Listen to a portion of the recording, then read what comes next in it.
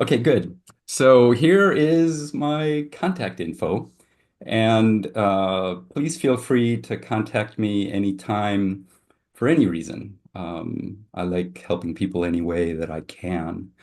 So I'll show this contact info at the end as well. I've got lots of slides to go through, so if I'm taking too long, I'll whip through some of them. Let's see how it goes. So I'll go over a few different things, but all the things I'm going to go over are obviously, since it's my presentation, my thoughts, ideas, opinions, and feelings. And I put a lot of time into coming up with them. They're constantly evolving throughout my life. But just because I put a lot of time and effort and energy into it doesn't mean that I'm correct or that it's actually wisdom. But what I would be happy with is not that you necessarily agree with me, but that what I talk about is worthwhile for you to come up with your own thoughts, ideas, opinions, and take it from there. So I'll start off by talking about mythology. We, as entrepreneurs, have various mythologies. And just like any mythology, there's stories that we tell ourselves to try to understand our place in the world. It also reinforces what we want to believe, which may or may not be as worthwhile as it might be. Silicon Valley has its own set of mythologies. The biggest mythology is that you have a brilliant idea and you will pitch it with pitch deck to VCs who will love the idea and throw money at you, and everyone gets rich. That's the mythology, and that's what everyone, without thinking about it, seems to go for. I want to throw a monkey wrench into that and get you hopefully to think about things in like a little bit different way. Because the reality is, if you go that route, this is the very, very, very likely reality outcome. If anyone's going to make any money, it will not be you. It'll be the VC investors who will run away with it and leave you behind in the dust. Okay, again, that's my opinion, and that opinion comes from lots and lots and lots and lots and lots of experience in Silicon Valley, silicons, lots of silicons here. Anyways, yeah, so I'm going to share some of my experience with you today. Entrepreneurship, most people start off with this idea that it's about making money. Of course, if you're in our modern world, we have to make money in order to sustain our projects, to do our projects, to live our lives, to live lives that are way worthwhile. We do need to make money. And if we're going to have a project that is worthwhile, it does have to sustain itself by making money. But if you start with the notion of making money, you end up like this. But entrepreneurship, as I see it in a very worthwhile way, is not primarily about making money. It's primarily about finding meaning and sharing that, because that is what people will pay you for. And that is how you can have a possibility of making money. Because the odds are very, very small, as probably all of you are aware. I love my life and have for pretty much the second half of my life, but uh, it wasn't easy to get there. But a lot of why I love living my life is that I make a living on a project that I totally love. And as Sasha mentioned, that's TV Be Gone, a remote control keychain that turns TVs off in public places. And that is a very odd way to make a living.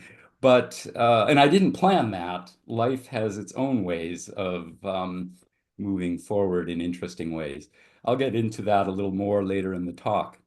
But I have sold over 880,000 of these things in various forms, and I haven't gotten super rich off of it, but I don't need to be super rich. I live a life that I totally love living, and I make enough money to do pretty much everything I want to do whenever I want to do it. Me and 12 friends have made a living on this, and it hasn't grown big, but it's been a small, sustainable business throughout more than 20 years now. In order to get into what I want to talk about, I have to give a little background, which is quite personal. And I share this actually quite frequently in my talks. My background is not one of loving my life as I do now, the second half of my life. The first half of my life, I was a total depressed blob. Starting as a totally depressed blob of a kid. Yeah, like from age zero, really. And it's been a long road to get to learning to live a life that I find way worth living. And it's taken a lot of luck, a lot of support, and that's a lot of luck is getting the support that I truly needed it when I needed it, really needed it. And a lot of effort on my part, a lot of choices on my part, and learning from the consequences of those choices and making new choices. And that's been a lifelong process that I'm still going through now. And through a lot of time, I eventually did learn to live a life I love living. And it's a long story, and I'm happy to share more of it later. If anyone's curious, please ask me. Um, I really did start off life very depressed. Starting in really kindergarten, I was targeted by bullies for being an introverted geek and being fat as I was as a kid, for being gay. Kids just know this shit. And yeah, targeted for all of these things, being bad at sports, not caring who wins in team sports. And yeah, life was really hell. All of this happened quite often as the gym teacher in various years of school just sat there and watched, thus encouraging the bullies to do it more. So teachers were no help. My parents were really no help because they were just as depressed as I was, I found out later, and they couldn't even deal with their own pain, let alone mine. So my life was total hell. And when I got home, I wanted to escape, and the escape that was available to me was the magical world of television. Kids on TV, unlike me, were beautiful, had understanding friends, loving parents, problems that resolved by the end of every show. And comparing myself to those kids, I just got more depressed. I would sit there watching, eating more junk food that was being advertised to me, just sitting there, not doing anything active, not doing anything useful, not learning how to get along with other kids, only getting to get fatter, to get more introverted and geeky and depressed, only to be more of a target when I got to school, only wanting to escape even the more into TV when I got home. TV was my first, unfortunately for me, of many addictions, but I learned a lot from all of this. And it's been a long road, like I keep saying. But I eventually did learn that I can quit this addiction. I never even liked TV. It gave me some things, but it took away so much more, like so many addictions. But I did quit in 1980, a long time ago. And since then, I've only seen a handful of TV shows, whether on TV or the internet. I don't like these things. It just sucks my time and energy away. But in 1980, I quit. I got rid of all the TVs in my apartment, and for a long time, I had time and energy to start learning to do other things that were more appropriate for me, like getting way into geeky things, getting really good at geeky things, learning enough so that I could be a consultant for lots and lots of small companies that needed help with their electronics projects, including the company that we created virtual reality and even coined the term virtual reality. And that was actually in the 1980s. And then in the 1990s, working lots and lots of other cool companies, making some of the first video graphics generators before there were graphics cards and voice recognition and lots of cool things. Lots of things with disk storage for computers. But by 1993, suddenly this force that I got rid of in my life started appearing in public places. Some of you might be old enough to remember that the world did not have TVs in public places before 1993, except for an occasional takeout Chinese restaurant. But they started appearing in more and more places. This invading force was appearing everywhere, and I couldn't do anything about it. It was taking over public places, and I couldn't do anything about it. But I am a geek, and I knew I could create a remote control to turn them all off. So I did. That brings me to the notion of inventing. First of all, it's seeing a problem, and it might be a problem that most people don't even realize is a problem, like seeing TVs in public places, and then coming up with a solution to solve that problem, such as a remote control to turn them all off, and then implementation. And then for me, that was TV Be Gone, and TV Be Gone exists. TV Be Gone hangs upon your key. TV Be Gone turns off the TVs. TV Be Gone leaves it in the place where TV is on. Ah, TV Be Gone. Ah, TV Be Gone.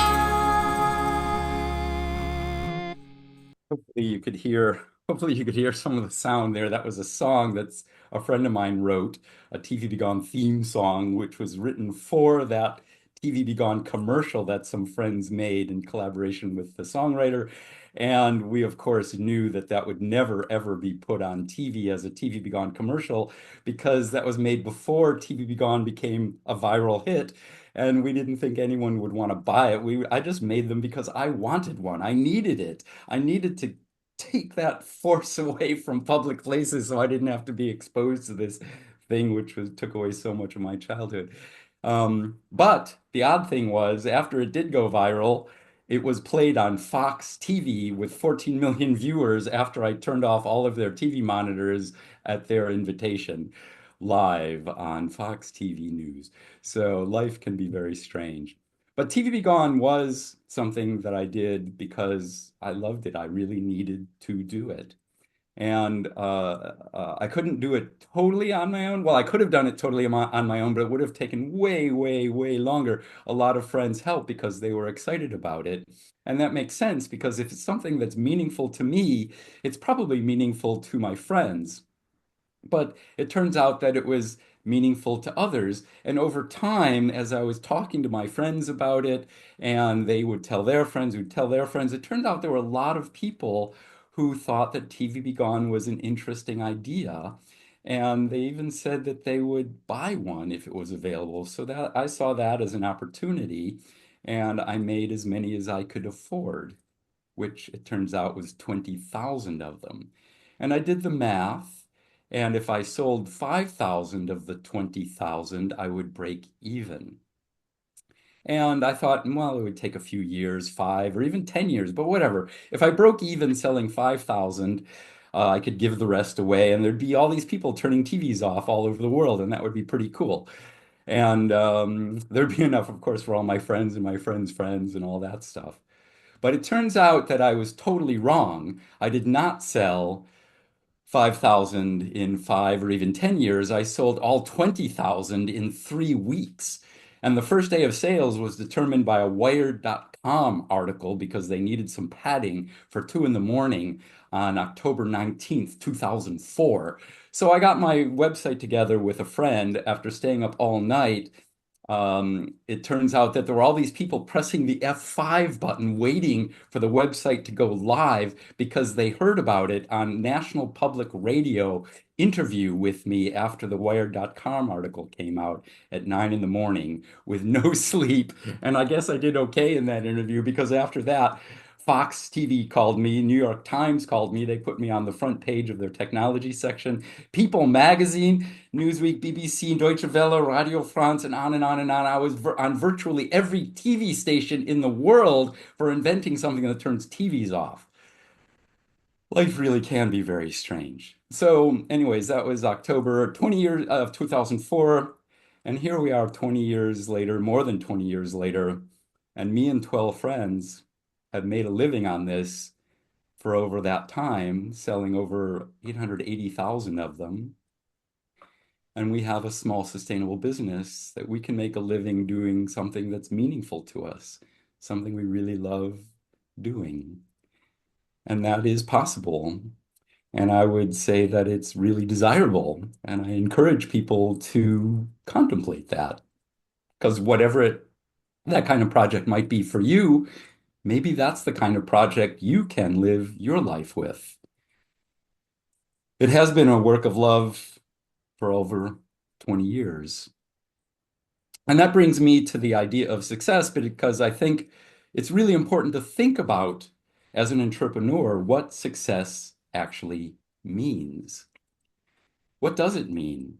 A lot of people never think about the definition of success. If you've never thought about it, maybe you think of this. I would say that that is not success. That is merely a pile of money. Maybe to be successful, you need some amount of money, but how much is enough? And what are you willing to do to make that money? If you're like many people in Silly Valley, unfortunately, how many people are you willing to totally hurt along the way in order to make that money? And I would assume that none of you here are willing to do that. But how much is enough, and what are you willing to do to get that? And that probably needs to be reevaluated all along the way. We probably do need some amount of money, like I said, to sustain the project, just to pay people, to pay yourself, to live the life you want to live. But again, how much is enough? And what really is success? The money only buys things, the things you might want or need in order to do things that you find successful and meaningful. But again, these are all things I feel are very important to think about before you go on the road to entrepreneurship with a project that you're going to devote a huge chunk of your life to. But here's the definition I have for success. If you have a project that you totally love, and by working on that project, playing with that project, doing what you love, brings you enough resources, including money, to allow you to keep doing what you love, that's successful. And what more do you need than that? Of course, all of those things are very personal, and it's up to each one of you, each one of us, to determine what the meaning of all those words are. But again, I think it's really important to contemplate very consciously before going down the road where the project and the startup, if it goes that far, takes over your life. So I want to just go over some of the things that I learned. I did not plan on starting a small business, a startup from TV Be Gone. As I mentioned, I made it because I wanted one. And when I told my friends over the period of time it took me to actually make the first one, they got excited and their friends got excited, etc. And I saw an opportunity. So when it became literally overnight success, and I mean overnight, I did not have the wherewithal to start a company with it. But fortunately, a bunch of friends were available and we were able to throw a company together and make it succeed through all these years. So there are a bunch of things that I learned along the way, and I want to share some of that with you. I'm going to whip through some of these slides. This is mostly from a presentation I gave at a conference many years ago, teaching people what I learned about starting your own small company to make a physical thing. But I want to stress the point that there are many, many, many ideas. The ideas in and of themselves are valuable, but they're just ideas. If you don't do something with those ideas, as you know, they just disappear into nothingness. But some ideas of the many, many ideas we have throughout our life stick with us. They're in the corner of your brain. They just stick there. They nibble, nibble, nibble, nibble. They won't leave you alone. And over years, ideas like that are the ones to go with. And you have to see that it's something that you, and I want to stress this again, you, I would even say must find this project, these ideas very meaningful. Because if you actually do want to start a startup with it, it will take over a huge percentage of your life. And there are many, many ups and downs. The ups are wonderful, the downs are really shitty. And some of you may have gone through this, so you know what I'm talking about. But if it's just a project that is kind of, well, maybe an okay way to make money, it won't sustain you through those downs. You will burn out. And remember that picture of that despairing woman? That could be you.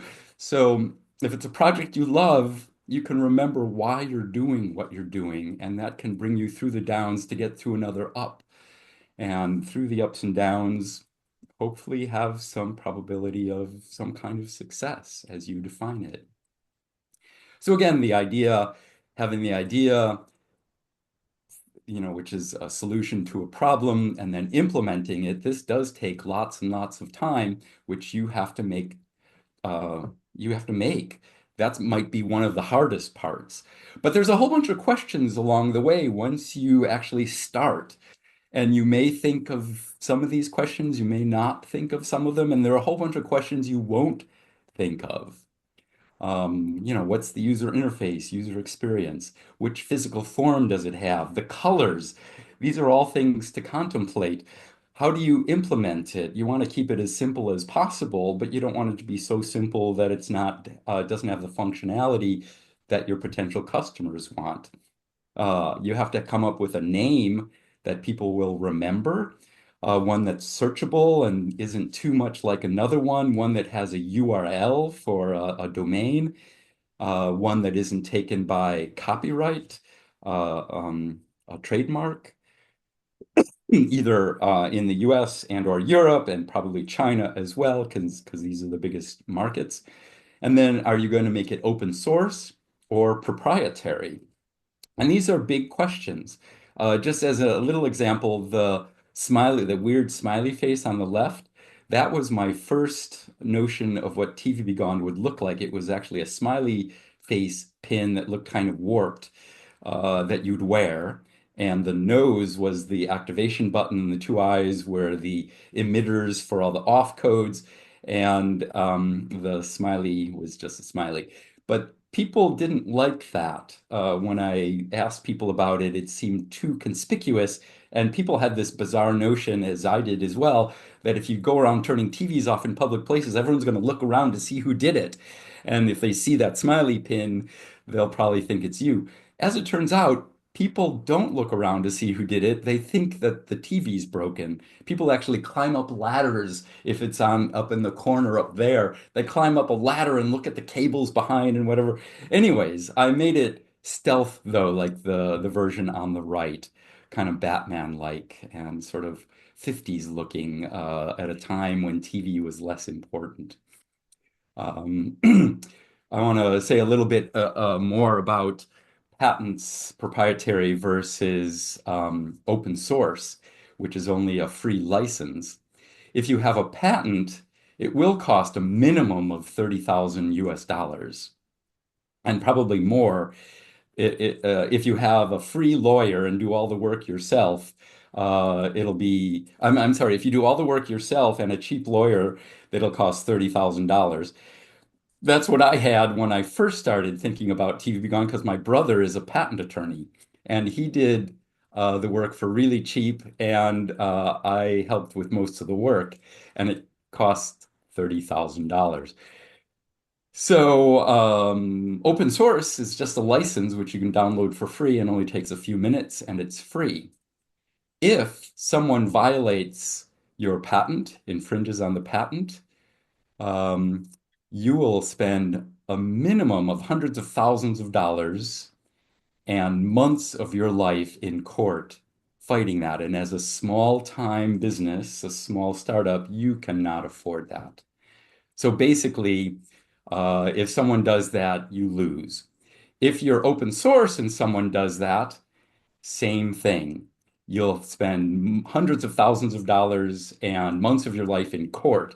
But you don't have to lose the $30,000, which is actually totally useless because you don't have hundreds of thousands of dollars and months of your life to waste in court.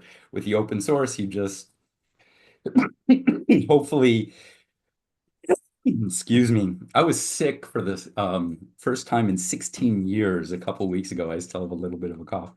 Anyways, if it's open source, you don't lose that $30,000 if there's a violation. And since there's a lot of goodwill with open source, you might actually get a lawyer who's willing to help you for free. And I have a story about that, which I'll share, I think. But with open source, another huge advantage, and for me, TVB Gone, even though I started off patenting it, I made it open source. And the reason why TVB Gone was successful for me was because it's open source. As an open source project, I could just put all the plans out there and other people could copy it. A lot of people did. I didn't make any money from that whatsoever, but every single person who copied it was super enthusiastic about it. They would show all of their friends, excitedly sharing my project with lots and lots of people. And that is PR I could not afford as a small startup, but that was free. And a huge percentage of people who liked the idea actually bought mine because they weren't going to make their own. Also, I'm a really good engineer, but I'm only one person.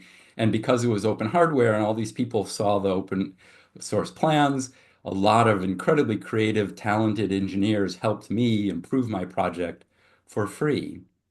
So those are just a couple of ideas of why I encourage pretty much all projects to be open source if it's a consumer item. If it's business to business, that's a little bit different. But if it's to a consumer market, you can create communities, get a lot of goodwill, get a lot of good PR, get a lot of free engineering work, and everybody is happy as a result. And it helps you make even more money. As I mentioned before, making time might be the hardest part.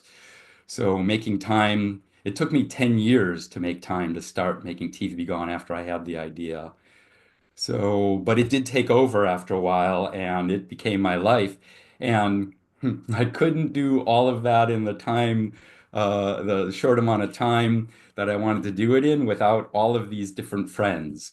And I won't go over all of the details here, but yeah, these friends helped make it reality. And with me as the um, uh, final word and final decision maker as the kind of visionary for this bizarre project. There are a lot of things, as I mentioned before, that you might think of, and a lot of things that you probably won't think about, like a barcode. You've actually have to create a barcode. How do you do that? Turns out there's a nonprofit organization, international, where you can apply and get a barcode. Package design, that's a whole thing in and of itself. The carton, that the many units, how many per carton? How do you have it so they don't get damaged while it's being shipped? Trademark and in US and registering in Europe and again open source versus patent. Lots and lots and lots of stuff. So funding is a big thing. How do you fund your project? If you need a lot of money to fund your project, I would encourage you to reconsider and do another project because, in my opinion, VCs, venture capitalists, really suck. I think they really suck. And I don't want to offend anyone there if you're a VC because obviously there's some exceptions, but they're rare. And VCs believe the shit they tell you as they're telling you because they are sociopaths. And they will say things like, you know, unlike other VCs, I only do things for people that I like you, with projects that I love, like your project. And along the way, we'll get rich. And they actually believe this stuff. But when it comes down to it, they only care about money and they will manipulate you into taking enough money so they can take over your company. And they will take over because they will dilute you down to the point where you have less than 50% no matter what. That will happen. And once you're there, they'll start making really terrible decisions because they think they know what they're doing and they don't. And unlike you, they don't even care about your project. They just want to make a quick buck. And when you start complaining about their terrible decisions, they will just fire your ass and you will be out of your project, your dreams, and years of your life. Remember that picture of the woman in despair?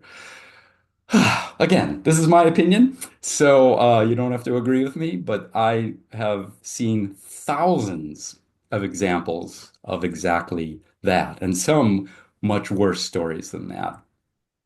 So where do you manufacture?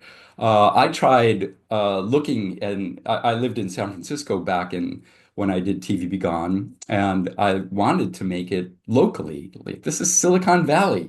There must be ways of manufacturing it just right here. But turns out, yeah, well, kind of there is, but it would have been super low quality, and it would have been $7.50 per unit for low quality. And I looked elsewhere. I asked all the people through all of my years of being a consultant in Silicon Valley. I had a lot of contacts and I found lots of contacts in China and Philippines and Mexico. I ended up going with a really good manufacturer in China who cared about their employees, who treated them well, paid them well. They even had their own chef, and they treat the environment well, and they had good quality and a price I could afford, which was $3 a piece. And so that's what I went with. And it turned out that that was the company that made a third of all of the remote controls in the world. So they were really helpful in helping me improve my design. And then you have to think about if it's not local, but even if it is local, you have to get the units to where they need to go, and there's logistics companies and freight forwarding and all this stuff. That's a lot to deal with. And my contract manufacturer in China had relationships with some of these, which helped me move forward that way. Um, Manufacturing all of these things listed here and more. Um, Making the cases, making the packaging, making the cartons, making the artwork, on and on and on.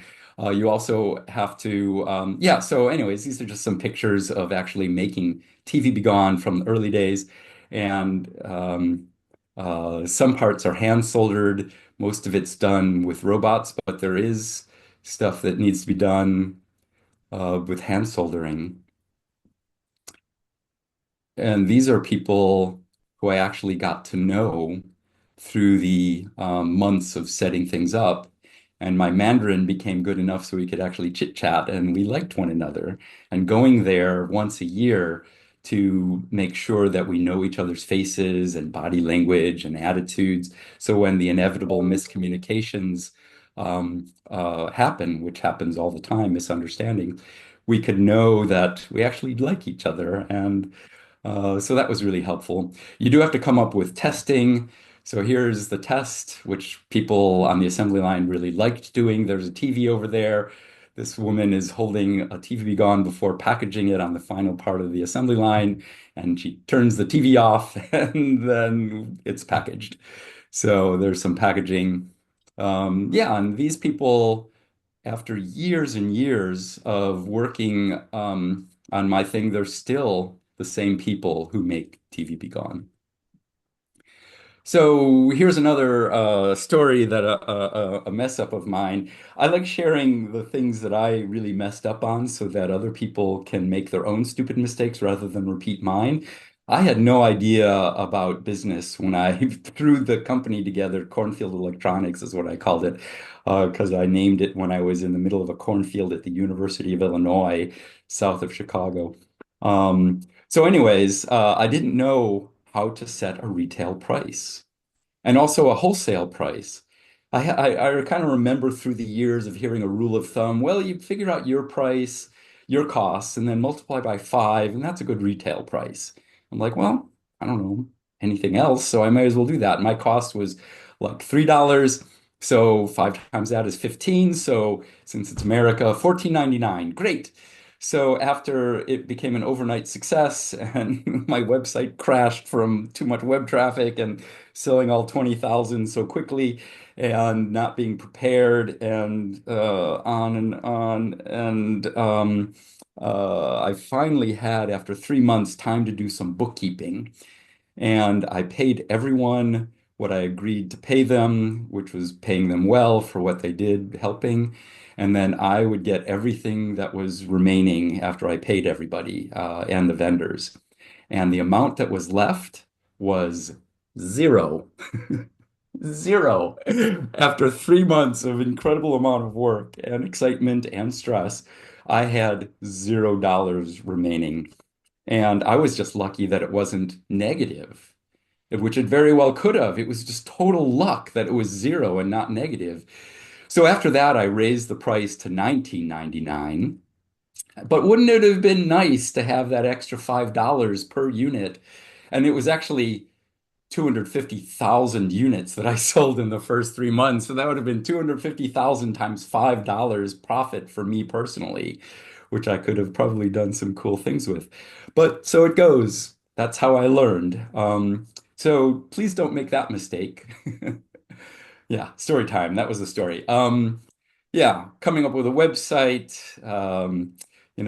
getting help. That was one of the people who helped me. Order fulfillment is one of the most unfulfilling things. It took me 3 tries to get one that wasn't so stressful and horrible, who wouldn't blame me for their mistakes. And the last one, actually, they stole thousands of units from me. Yeah, order fulfillment is really difficult. So put a lot of time and thought and effort into coming up with a good one because the customers are going to see order fulfillment as you, even though it's someone you hired. So yeah, it's your public face. So please choose well with that. Customer support is something I really didn't think of, especially since TV Gone is just a one button remote control. It's one button, a remote control, and who doesn't know how to use a remote control with only one button? Well, as it turns out, a lot of people are incredibly dense. So I needed customer support. And then publicity, at first, it was just constantly coming to me. But after a while, I needed help wading through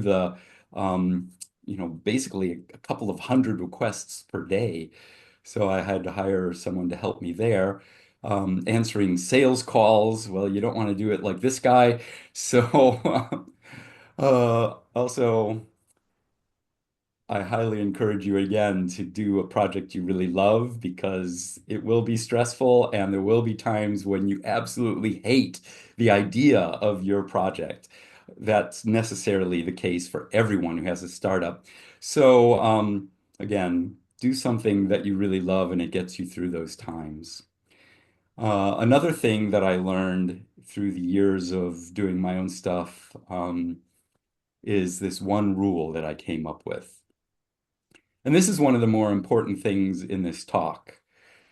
So please don't violate this rule. Really, it's important. It is important. This is the rule. Never do business with people you don't like. And I would say who do you don't like a lot because these people become part of your life.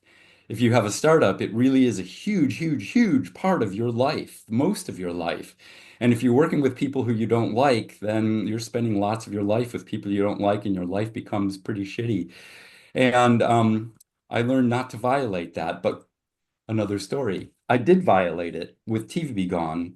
There was this one customer who was a total bully, but it seemed so easy. He would put in an order and then I would fulfill it. And money would come in my bank account. I would send it to some amount of it to the manufacturer and they would ship it on pallets and they would get to customers and people turn off TVs. Great. But this guy was a total bully. And he would always try to make me feel bad for not lowering my price for him in really slimy ways.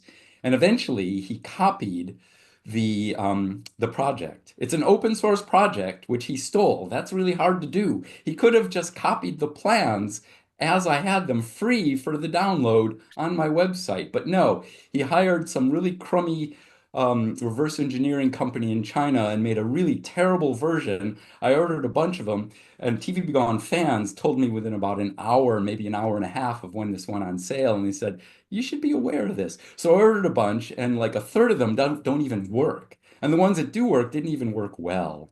So I had to sue him to make him stop, and that made me lose a year of income.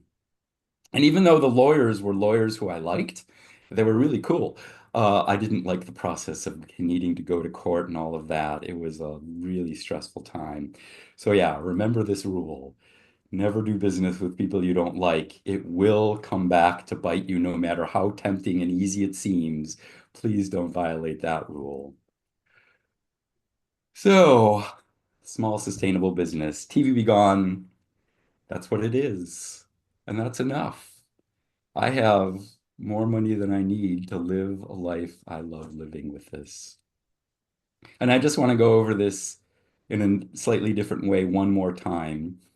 And then that's my talk. So, entrepreneurship is really about finding meaning, something personally meaningful for you.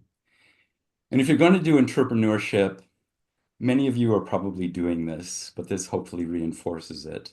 If you're going to do it, I would say it must happen in this order. First of all, you have to make time to explore things. See what you like, see what works, what doesn't work. Try things. You'll fail a lot. There are ups and downs, there's all arounds, and you keep trying things. Just repeat this. Keep trying things, keep exploring until you finally find a project that is super meaningful for you, something that you totally love, something that's deep inside of you that you need to put out into the world. These are the best kinds of projects because this will take over your life if it turns into a startup. But if it's meaningful to you, now you can see if it's meaningful to the people just immediately around you. And if it's meaningful for them, see if it's meaningful for others. And if it is in the broader community out there, if it's meaningful for them, that's exactly the kind of things that people will pay you to share with them. And now you have a project which has some probability of success and a startup worth starting. And I want to mention one last thing before concluding. Your project idea does not need to be a so-called unicorn. You don't need to aim towards being the next Apple or the next Google. In my opinion, again, my opinion, we already have a world with one too many Apple and one too many Google. And that's Apple and Google. Growth is not always a good thing. There's nothing wrong with growth. If you're doing something meaningful and other people find it meaningful and you want to share it with more people and you need some more, um, uh, you need to grow in order to provide it to more people, fine, then grow. But that's not the point. The point is to be sharing something meaningful to enhance not only your life, but all these other people's lives who will pay you to provide it. We don't need another Google or Apple. What's even better is a small, sustainable business. If you have a small, sustainable business based on a project which you find meaningful, which other people find meaningful, and they'll pay you enough so you can keep doing it and providing it for them and more people, living a life that you love living, what more do you need? What would your life be like if you had a project like that you lived off of, and that the people who help you were paid well to help you doing that? What would it be like if there were hundreds of millions of these kind of small sustainable businesses in the world? The world would be a much different place where people are motivated by meaning rather than merely maximizing profit.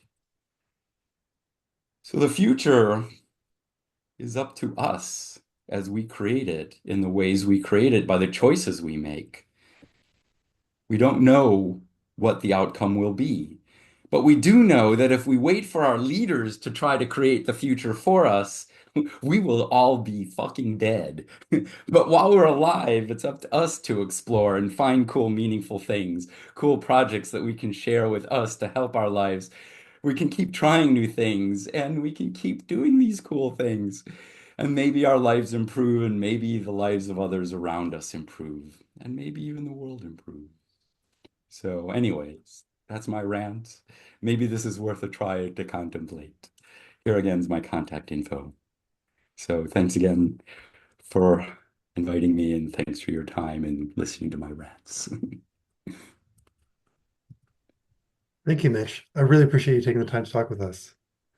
If anyone has any questions, would have 10 minutes or so for a little Q&A before we go into sort of the normal meeting format? I have a quick one about trademark. Mhm.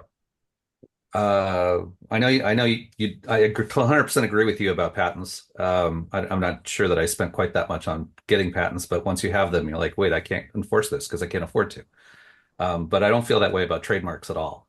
Trademarks Trademarks are are really important. valuable.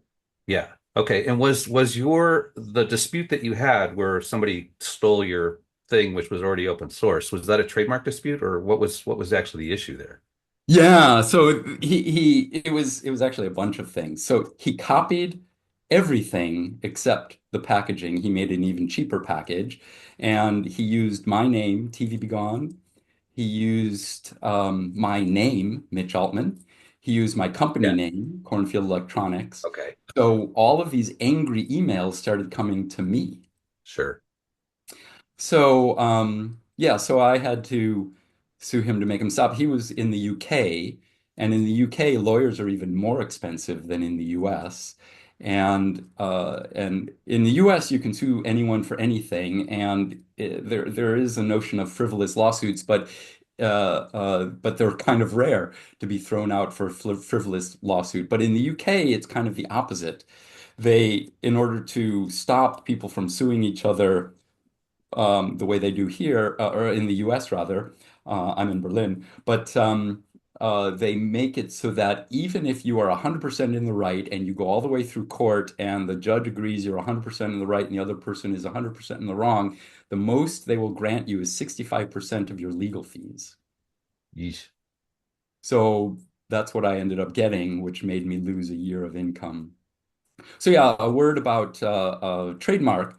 So if you have a project, whether it's open source or not, getting a trademark is one of the few intellectual property set of laws that I think actually makes a lot of sense. That's your name, it's your identity, and it's really cheap and it's really easy. If you come up with a nice name, and again, one, as I mentioned briefly before, one that's easy to remember, one that you can get a URL, one that isn't already trademarked or registered in Europe or in China, um, and uh, one that um, yeah. So anyways, you have a good name, that's your identity, and you can put the word out as big and strong as possible so that that trademarked name becomes synonymous in the marketplace with you and your project. And that's really important for all projects, including open source or proprietary.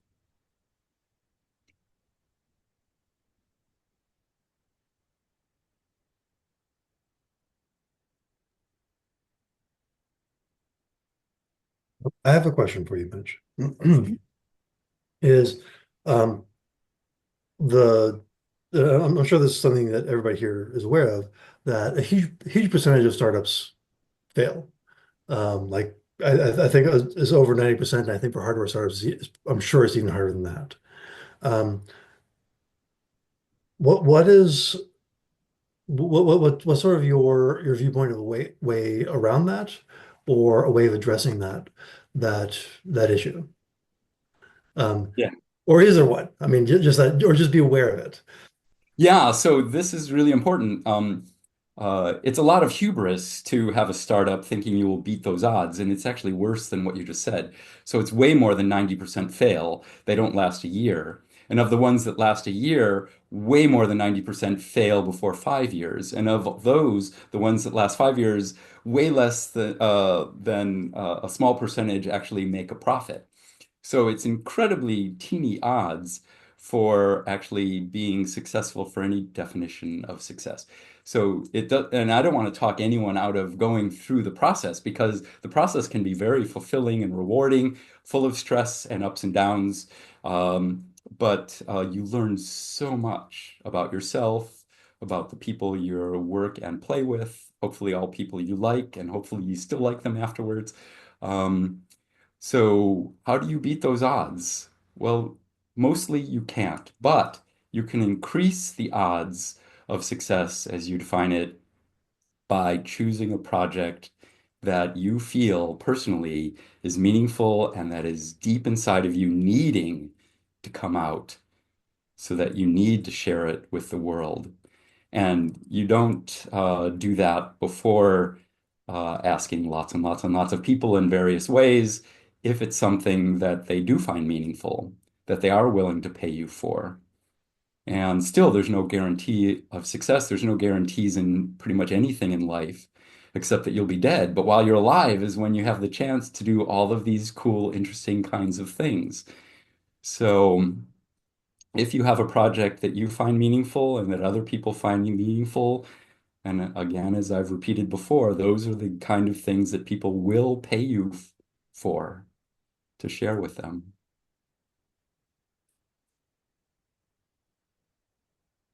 Thank you. I'll give a couple more seconds, but if no one else has any more questions, we can Can, go can, ahead can and I go want ahead. to throw an aside to your never do business with people you don't like, because I'm 100% agree with that. I just wanted to emphasize it.